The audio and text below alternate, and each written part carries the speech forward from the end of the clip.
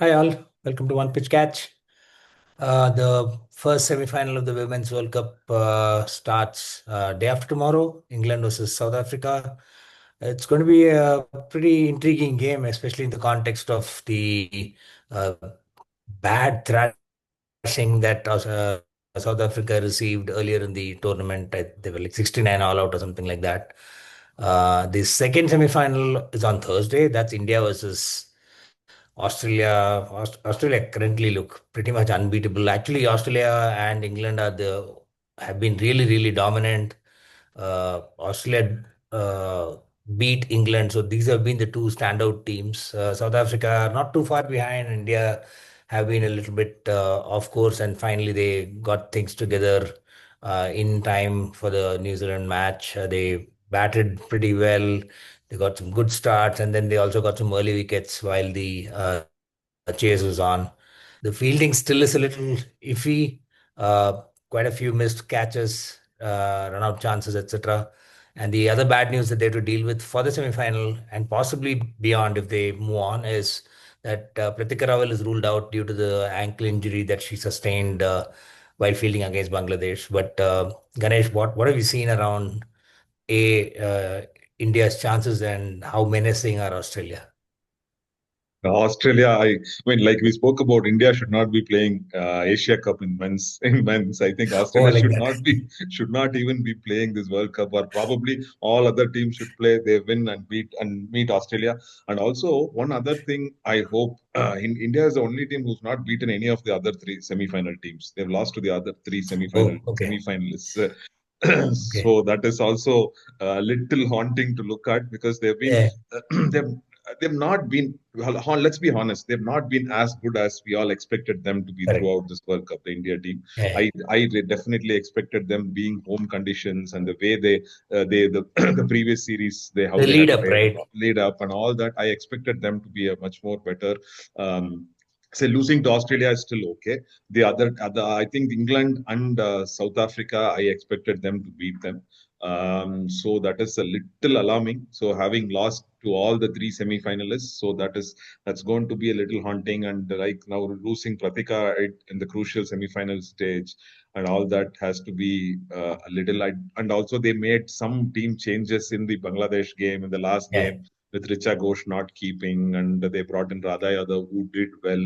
So I think all those Yeah. leaves a little questions unanswered how we are going to get the 11 going for the semi-final game. But it would be it would probably be the upset of the tournament. I feel if Australia lose, forget to India or Yeah. anybody, to anyone. If Australia lose, that Correct. would be the biggest upset of the series. I hope. I mean, as an India fan, I obviously want the Indian women to win, but I feel it's extremely daunting to beat that Australian team. Even without Alyssa Healy, they romped home to an easy win. So in the last game, so it's going to be a very tough job. Yeah, and when you're talking about Australia, the men's team can't be too far behind. There's Australia playing against India. The three-match ODI series just ended. There's a T20 series starting in a couple of days' time. A consolation win, you think, for India in the third match, especially with the batting getting things right, Rohit and Virat chasing down a pretty small total. But overall, I think it was a pretty solid performance. But I still think there were issues with the fielding. Again, Shubman Gill missed a very easy run out right at the start, and there were some sitters being dropped through most of the series. Yes, To compensate for it, Shreyas takes an absolutely great catch and then gets injured. He's ruled out still for in a while. hospital. Yeah, He's still in hospital.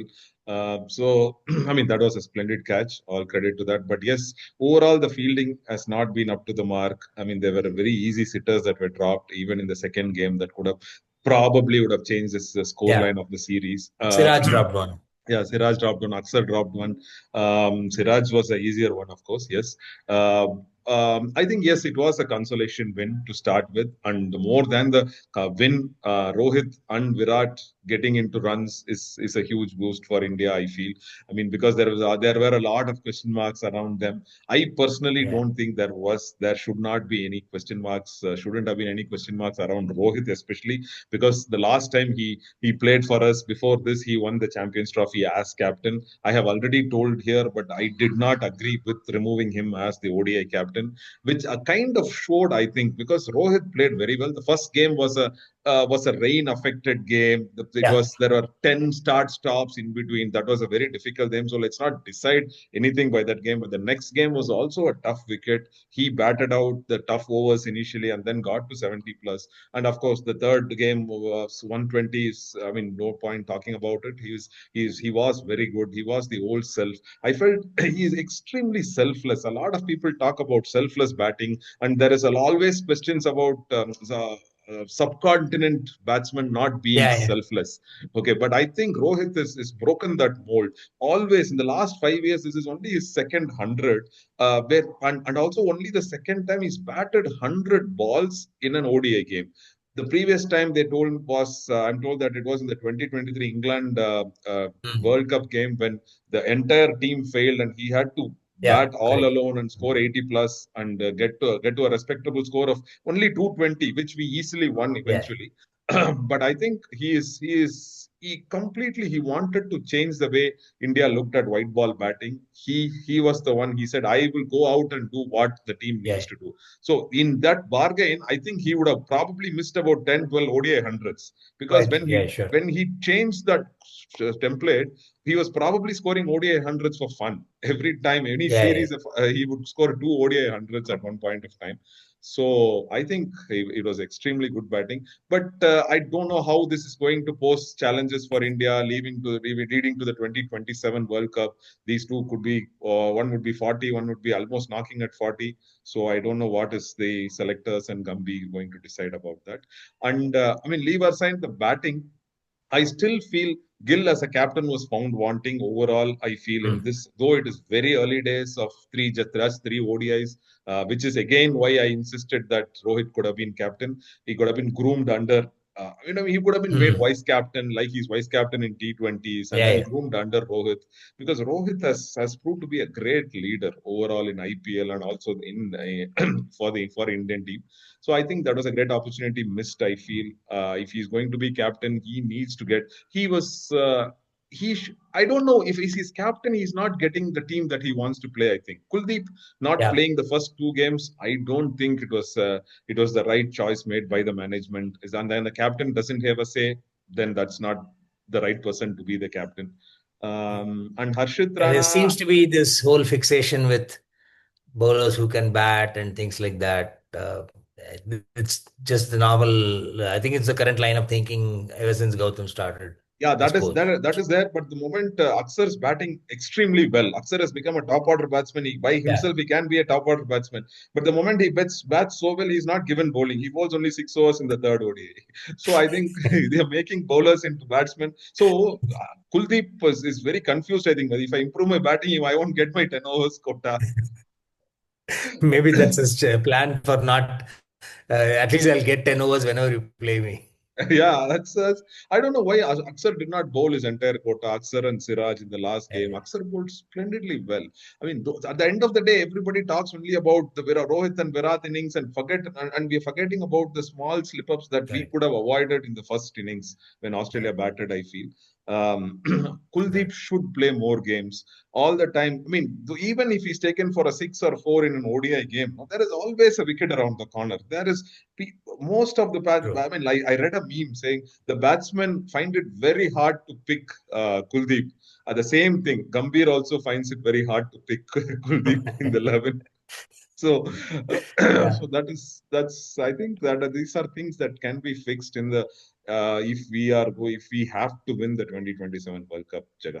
Yeah, he's there in the squad for the T20s, so let's see how much he plays. But then he also has competition with Varun Chakravarti is also there in the squad, so Yeah, it's going to be interesting interesting. how that plays out. Anyway, so moving on, in other news, like Zimbabwe actually won a test at home for the first time since 2013. Against They beat Afghanistan. The last time they won was against Pakistan. And let's like just some context in terms of how long ago that was. Pakistan had Yunus Khan and Misbah-ul-Haq were playing in that uh, particular match. That's how long ago it was. But okay. you kind of balanced out by the fact that Brendan Taylor was actually in that match also. He was like almost 3 to 4 years into his international career at that time. So on that, from that perspective, it doesn't seem like a very long time ago. So, but yeah, it is a bit of an achievement for Zimbabwe in terms of home win. They don't get too many of those anyway. So it's something they obviously can celebrate. There's also I mean, as South Africa comes into play in India, I think sometime in November or something like that. They did a pretty decent job in Pakistan. They came back to level the series 1-1. It's a two-match series. Pakistan had won the first test, and I think South Africa seemed to be getting a lot of things right. They restricted Pakistan. They knocked over Pakistan's middle and lower order. They themselves had some pretty good lower order partnerships. Like they added like 200 runs for the last couple of 3-4 wickets or something like that, and then they easily chased down once Pakistan collapsed in the second inning. So the India South Africa series is definitely going to be interesting. What do you think they're doing right? Yeah, I think they have covered the spin bases very well with Keshav Maharaj, Muthuswamy, and Simon Harmer. I mean, Simon Harmer came to India long ago. I remember Simon Harmer playing against India long ago, which he was not. I think he was pretty raw at that time. This time he seems to be bowling very well. I mean, Keshav Maharaj is always a big threat, which in spite of whether it's a turning wicket or a normal wicket, Keshav Maharaj's intelligent. I think it's probably. I mean, they always say Santner is a very intelligent left Hmm. arm spinner. I think Keshav Maharaj should be up there. I feel Keshav Maharaj, and Right. also he can give a good batting also, and also Oh their yeah. their all rounders. Everybody there. I mean, you saw that right?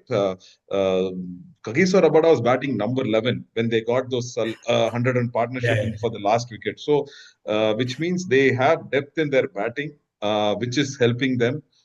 So, like you said, it's going to be a very, very interesting India tour ahead. But before that, they are playing T20s and ODIs in Pakistan. Hmm. And when they come to India, also they play all three formats. All three formats. Okay, okay. That's interesting. It's not too often that all format series happen Yes. in men's cricket. Yeah. Yeah, It's back to almost back it's like it's happening. split up typically. It's back to back happening for South Africa in Pakistan and Yeah, in yeah. India. So, Right. Got it.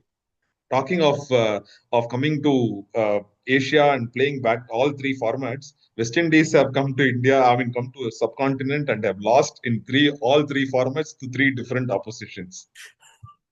West Yeah, they Indies lost they the test in India. T20Is to Nepal Oh yeah, correct. Yeah. and ODIs to Bangladesh now. Yeah. And with ODIs to Bangladesh starting again, No, well, T20 T20s. starting. Yeah. T20s starting today. Right now it So started. kind of tells you how bad they are right now. So anyway, so yeah, that's about it from here. It's a wrap. We'll come back again through the T20s against Australia and obviously the Women's World Cup. We'll try and round it off over the next few days as well. So thanks a lot. Thanks a lot for your time. Please do keep watching, following, and subscribing us and leave us your feedback. Bye. Thank you.